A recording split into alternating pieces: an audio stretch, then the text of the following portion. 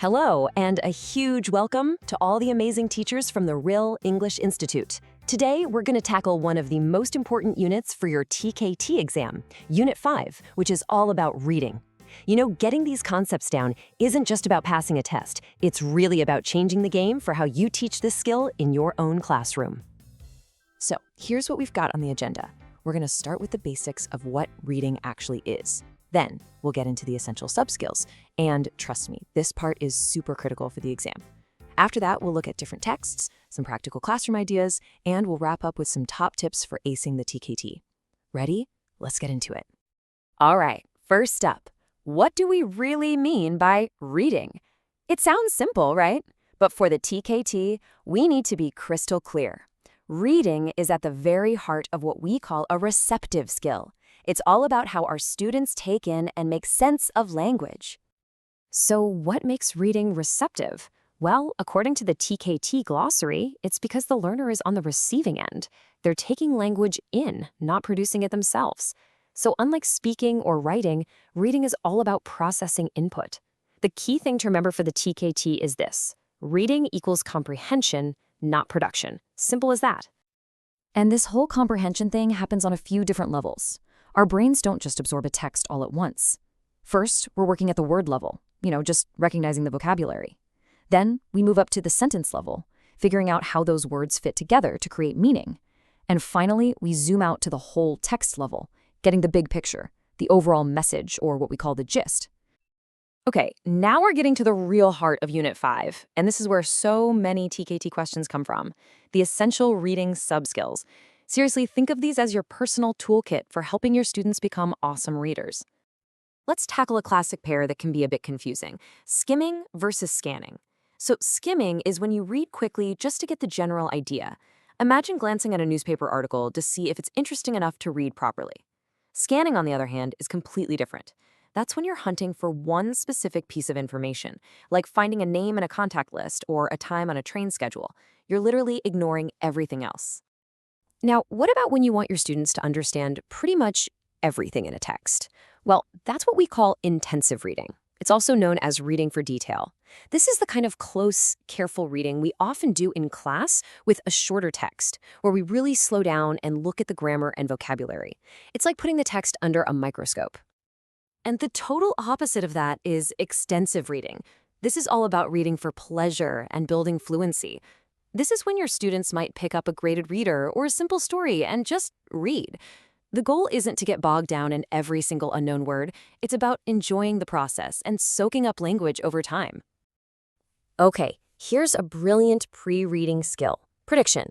Before your students even read a single sentence, you can get them to look at clues like the title, any pictures, or the headlines, and just guess what the text might be about.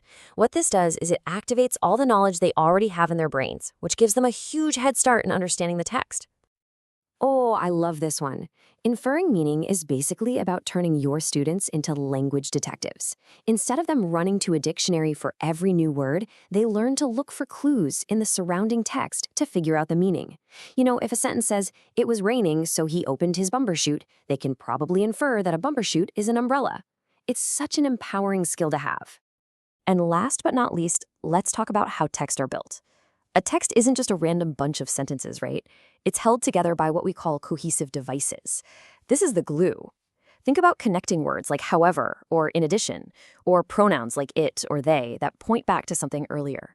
Helping students spot these really helps them follow the logic of the text. So we've got our toolkit of subskills. Now let's think about where we actually use them.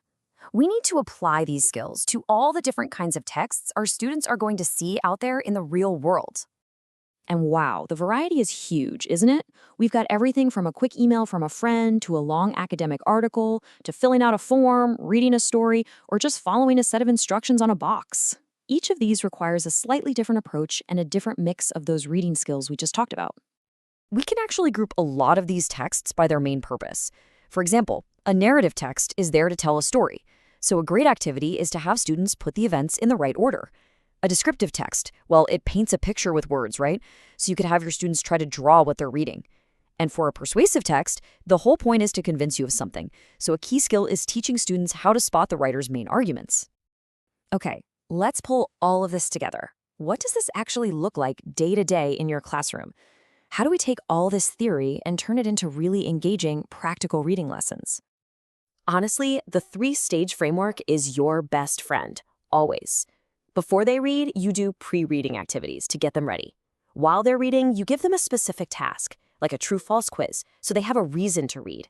And after they've finished, post-reading is your chance to discuss, summarize, and really connect the text to their own experiences. That's what makes the learning really stick. And what about the texts themselves? Well, you've got two main choices. Authentic materials, like a real restaurant menu or a news website, are awesome for motivation, but they can also be really hard. On the other hand, you have graded materials, like simplified readers, which are fantastic for building confidence because the language is controlled. A great teacher uses a mix of both. Here's a quick tip. You can make an authentic text easier by pre-teaching just a handful of keywords before you let them loose on it. All right, we're on the final stretch now. Let's talk specifically about the exam. You've got the concepts down, so how do you make sure you get the questions right on the TKT? Here are my top strategies for you. First things first, when you read a question, ask yourself, which subskill is this testing? Is it about scanning, inferring? Nailing that down is half the battle. Next, get really familiar with the types of questions they ask, like matching or multiple choice.